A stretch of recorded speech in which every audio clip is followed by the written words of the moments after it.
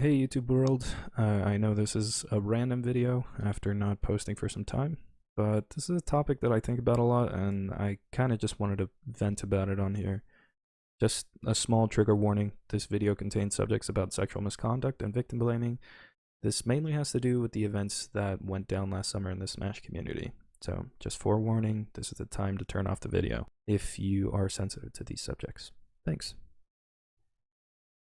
A small preface to my connection to Smash. Now, I've never participated in tournaments, but Super Smash Bros. Was a large part of my childhood, and it got me through some dark, lonely times. When I was a lot younger, I would look up competitive Smash videos to feel as if I had someone to play with.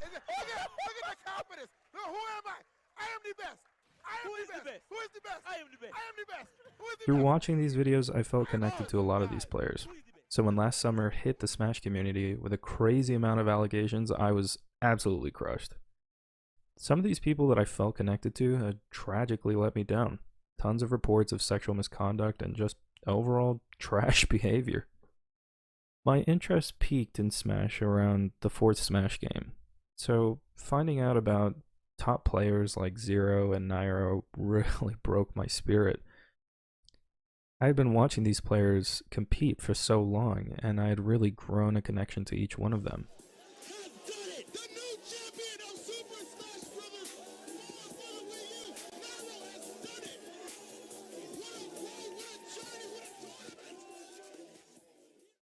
The more that I read into Nairo's allegations between him and Captain Zack, the more I started to see people poke holes in the side of Captain Zack's story. But at the height of my disbelief, Nairo admitted to the allegations. The kid accusing him was known as Captain Zack. If you've watched Smash tourneys at all, he's the guy who was memeing the final Smash 4 match with Bayonetta by not playing half the match. Lost control of that set, man. He was up 2-0, and Captain Zack with the backdoor 3-0 to send us in the grand final set number 2. We ain't done yet, baby. Hold that, get, and get to the click clack. Let's do it. Bro, what is going on? What is this? I don't know. I was stalling for time. Kinda trash, to be honest. But that doesn't matter if you're coming out with such large claims. Regardless of if you like the player or not, a person is still a person, right? He's also the guy who had previous relations with another top player named Ally. Now, at the time, it was a bit suspect to me that two top players had issues with the same guy. But again, Nairo accepted what had happened, and that was that. It wasn't until a few months later that Nairo would come out to explain why he was so quick to accept the blame. He writes in this statement, "When it came out and I saw how everyone threw me aside so quickly, everything I'd been repressing broke me. If my friends weren't willing to hear out my side, why would anyone else?" He also explains how Zack would later blackmail him into sexual acts, presumably to keep him entangled in the first instance. He continues his statement on the second page of this document. "After the allegations came out, I was so crushed at how my silence had been worthless in the end, and broke down. That was when I learned that what happened to me did have a word. I was raped." He continues at the end of this document to say that he is taking legal action and feels confident that he has a strong case against the accused with a 30-page document held back for, well, legal reasons. So why am I even talking about this? Well, he recently released a video about coming back, how he's still in therapy, and more importantly, that Zack settled. Nairo moved forward with legal action, and his words, paraphrased, were, "Things have been legally settled." Now, it would seem that at a large majority, Nairo has incredible support for coming back. A lot of people, admittedly myself, miss seeing this person who has had such a large positive influence on the Smash community. But of course, the like-dislike ratio isn't always 100%. And so I bring you today's video. This is a video by GG Above Average Gamer, who may just be a troll or just fucking illiterate. Now, I'm not sure how you can make a video on someone who claims to be raped and just ignore literally everything written on the matter. But here we go. Alright, so I know this is not my typical type of video, but I really wanted to put my Tilpilkul. Great start. Let's get to his points. Jesus Christ. Also, what the hell is this picture? I looked into this guy's page and can't find a face, but what you all don't know is that I have top men, Lois. Top men. Who have analyzed with great nuance and attention to detail. So if you zoom in here on his vocal wave patterns, Jarvis, enhance, they can almost, at a 99.90210% accuracy rate, deduce an image of this. This is the guy.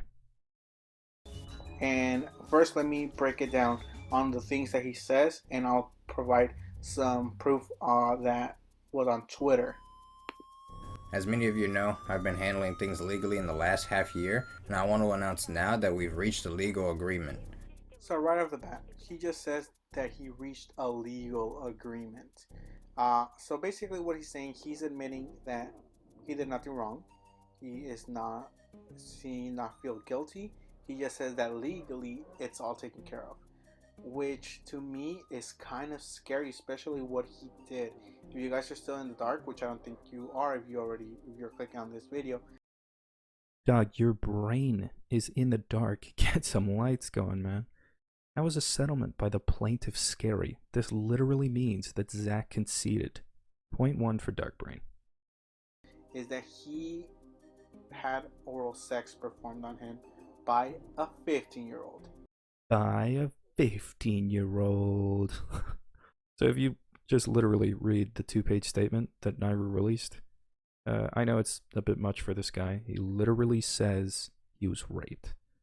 It's not saying he asked for oral sex or just let it happen. He literally pushed him off and told him to stop. A 15-year-old. Yeah, that is pretty nasty. Pretty nasty to get raped. And I'm going to show you something that he said. So when all things was known, he himself admitted that it was true, that he was in the wrong, that he was not making excuses, that he betrayed Zach, the 15-year-old, and that, you know, after he lost all of his sponsorships and everything, that is when he admitted it. But then he came up with other things. But before that, we're going to keep listening to the things he said. Huh. Came up with other things, pretty brushed off there. Other things such as the fact that people were quick to toss him in the bag with the rest of the cases. The fact that his own friends weren't willing to hear his side. Awfully convenient throwaway there. And many went one by one, telling me stories of how I positively impacted their life and how my streams just helped them during very, very hard days and very, very stressful moments in their life. And just hearing from them again was just really nice, but just hearing their stories as well of how I just made their day-to-day life just better, just by me being me, just really made me just happy. So this is him just basically patting himself on the back. That him being him, just remember, him being him is being a person that receives oral sex from minors, is helping other people become and feel better about themselves.